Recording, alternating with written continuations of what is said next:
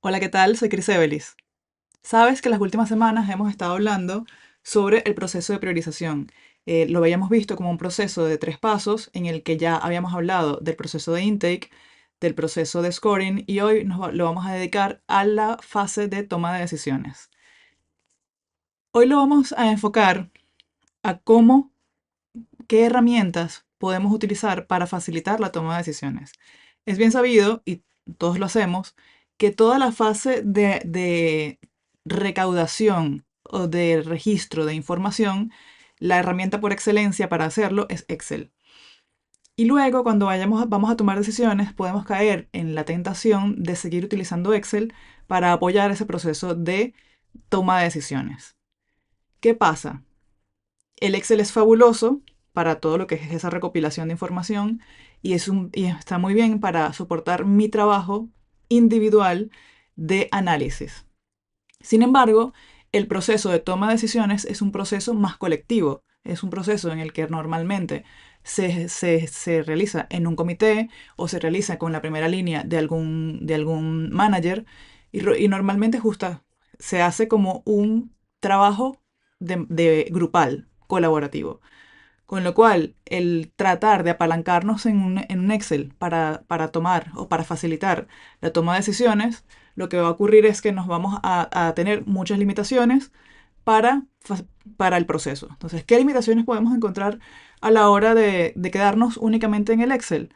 Pues bueno, no va a estar preparado. O sea, vamos a tener un mar de filas y un mar de columnas que probablemente va a entender una o dos personas y vamos a comenzar a meter orden, a ocultar filas porque nos queremos enfocar en ciertas filas y no en otras. Entonces, la recomendación aquí es utilizar el Excel para todo lo que es recopilación, para todo lo que es formulación, para modelar el proceso de scoring, pero que a la hora de pasar a la toma de decisiones, lo ideal es que si no lo tienes, que pasemos a un dashboard. Pero un dashboard no es visto como el típico informe que se pierde entre los 1500 informes que ya tenemos, en el que nadie lo puede entender, en el que tenemos información repetitiva o información desarticulada. No, me refiero a un dashboard como una herramienta estratégica de inversión que nos ayude a tomar decisiones de inversión, de capacidad y de selección, ¿no? Es decir, qué iniciativas vamos a estar priorizando y seleccionando y cuáles no. Esa es la idea, es tener y apoyarnos en un dashboard que específicamente y quirúrgicamente nos lleve a facilitar esas decisiones. Porque ¿qué pasa? Si no tenemos una herramienta que nos ayude en esto, lo que nos vamos a perder en debate político, nos vamos a perder en el debate en quién grita más fuerte y inclusive podemos llegar a tomar decisiones por cansancio o incluso aquella famosa de no decidimos, pero también de no decidir también es una forma de decidir, ¿no? Entonces vamos a evitar desgaste, vamos a evitar política y vamos a evitar otro tipo de técnicas de toma de decisión y vamos a enfocarnos en un dashboard. Vale, entonces, ¿cómo evitamos el hecho de poder tener un dashboard que nos, o sea, cómo conseguimos tener un dashboard que nos ayude a facilitar esta toma de decisión? Pues bueno, vamos a enfocarnos en 2 o 3 reglas básicas. Lo primero es, antes de construir ese dashboard, tenemos que hacer preguntas. Y la pregunta clave es, ¿a quién va dirigido el dashboard? Es decir, ¿quién o quiénes van a utilizar el dashboard? Eso, no podemos ponernos a construir un dashboard sin responder esa pregunta clave.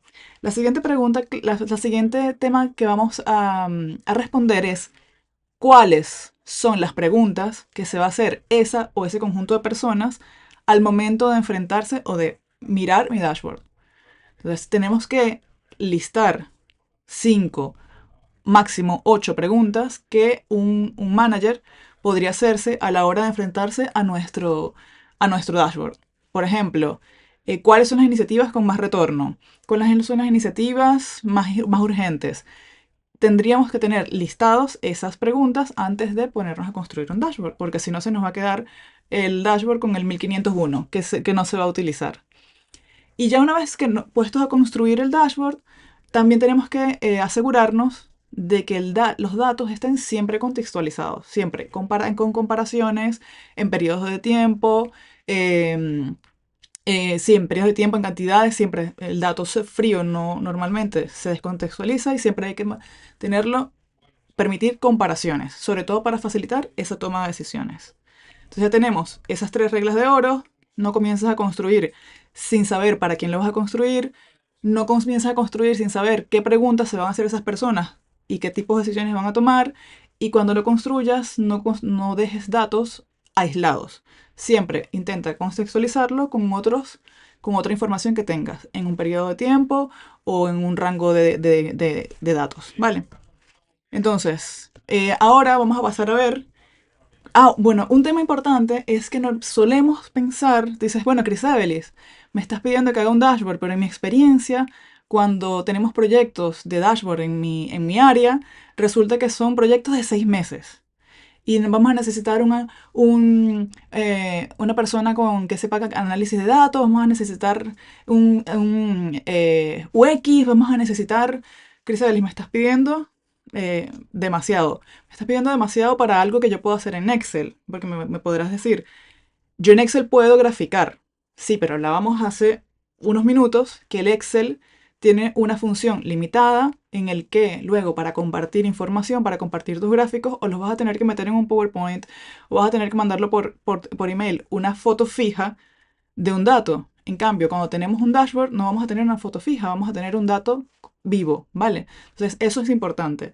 Entonces, para no quedarnos en la parálisis de que no quiero invertir en construir un dashboard 6 meses invirtiendo recursos, quiero compartirte cómo en menos de 5 minutos, utilizando herramientas del mercado libres, que solamente, bueno, de Google en este caso, vas a ver cómo en menos de 5 minutos puedes construir un dashboard.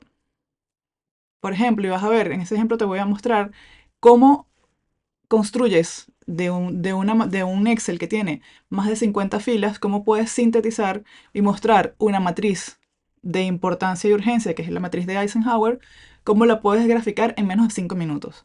Entonces, no me refiero a tener grandes soluciones o monstruosas, sino soluciones que te sean prácticas y que te ayuden en tu toma de decisiones. Ese es el objetivo de hoy, ver que con poco esfuerzo podemos construir herramientas que nos van a ayudar a analizar, a sintetizar y finalmente a una mejor toma de decisiones.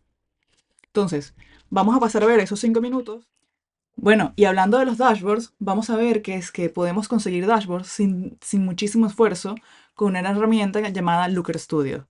Evidentemente sabemos que tenemos herramientas corporativas para este fin, pero normalmente hay problemas de licencias, hay problemas de accesos, y entonces por esa razón comparto este pequeño video de cómo utilizar Looker Studios, que es una herramienta de Google, para la cual solo necesitas tener una cuenta de Gmail y con eso podrás acceder a Looker Studio. Entonces vamos a ver cómo vamos a pasar de un Excel con infinitas filas, infinitas columnas, como este, por ejemplo, a un dashboard como este, por ejemplo, en el que podemos ver gráficamente nuestras iniciativas en una matriz de Eisenhower. Vamos a ver cuánto tiempo nos va a llevar hacer esto. Entonces, por ejemplo, acá creamos nuestro informe vacío rápidamente. Escogemos que lo voy a hacer desde una hoja de cálculo, como es el caso. Buscamos mi hoja de cálculo, que en este caso se llama ejemplo scoring. Indico aquí primera fila y que incluya todas las celdas ocultas y excluidas. Y vemos que inmediatamente se nos conecta nuestra hoja, nuestra fuente de datos, que es esta. Vamos a poder ver todas las columnas que tenemos aquí definidas y vamos a poder crear nuestro primer gráfico, que yo lo que quiero hacer es replicar el, la matriz de Eisenhower que les mostré al principio. Para ese caso vamos a utilizar un diagrama de dispersión, específicamente el gráfico de burbujas. Y vamos a poner aquí rápidamente. ¿Qué queremos graficar en nuestro gráfico de burbujas? Pues queremos graficar nuestras iniciativas en el eje de las X, la importancia que tiene nuestras iniciativas, y en el eje de las Y, de las Y, lo que tiene en el eje de la importancia. Perdón, el otro, la urgencia, que vendría siendo el otro.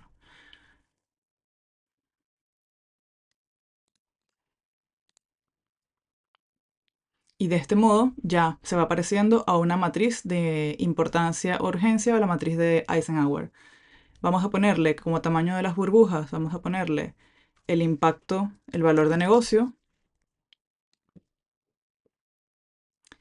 Y finalmente, un pequeño ajuste para que parezca más una matriz, vamos aquí a añadir dos líneas de referencia, uno para el eje de las Y, lo de las Y. Lo pongo en 2.5 porque sé que mis valores van del 1 al 5. Y añado la siguiente referencia, también de 2.5 porque es la mitad de lo que estoy, de los valores que tengo.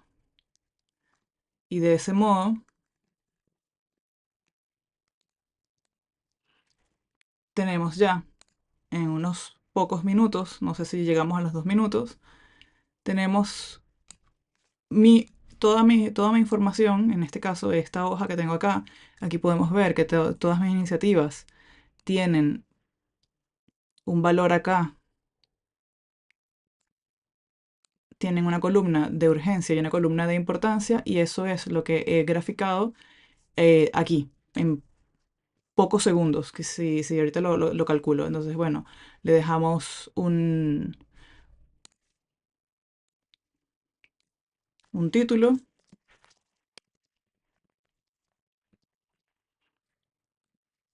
Y ya tenemos nuestro primer gráfico, que perfectamente podríamos agregar más gráficos para para apoyar el proceso de toma de decisiones de nuestra priorización.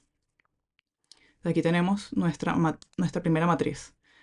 Y eso sería, con este mensaje lo que quiero dejarles es que no hay necesidad de pensar en que construir un dashboard es un proyecto de 6 meses. Ya teniendo un Excel o una hoja de cálculo de Google y teniendo acceso a Google, a Looker Studio, podemos construir con muy poco esfuerzo un dashboard que nos ayude a soportar nuestro proceso de toma de decisiones dentro de la priorización. Después de ver esos 5 minutos de cómo pasar de un Excel a un dashboard utilizando Looker Studio, ahora vamos a revisar los dos antipatrones que tienes que evitar cuando continúes construyendo tu dashboard, ¿no? Entonces, el primer antipatrón es el de el árbol. Aprovechando que estamos en época navideña, vamos a nombrar nuestro antipatrón de hoy.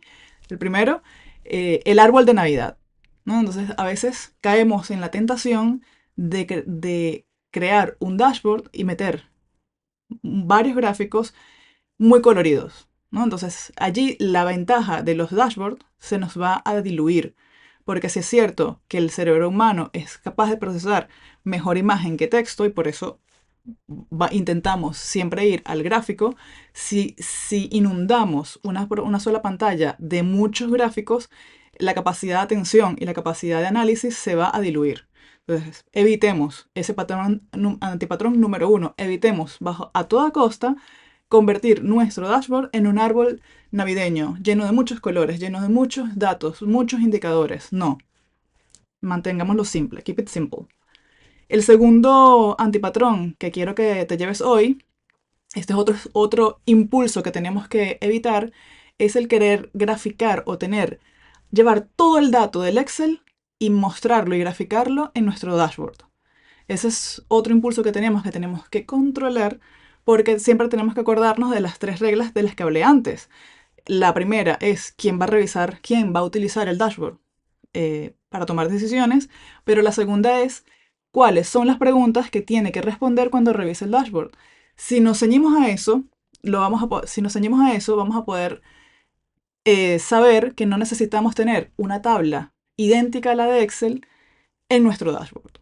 Vale, entonces bueno, antes de irme, después de haber revisado esto, sí que me gustaría compartirte cuáles son los tres gráficos que utilizo, que suelen ser, suelen tener mejor rendimiento en mis dashboards, y te los quiero compartir. El primero, el gráfico de dispersión, específicamente el de burbujas. Ese gráfico es súper versátil, es súper flexible y se adapta a distintas soluciones. Y principalmente lo utilizo para construir matrices. Como viste en el ejemplo, utilicé un gráfico de dispersión, específicamente el de burbujas, para construir una matriz de urgencia e importancia, que es la matriz de Eisenhower.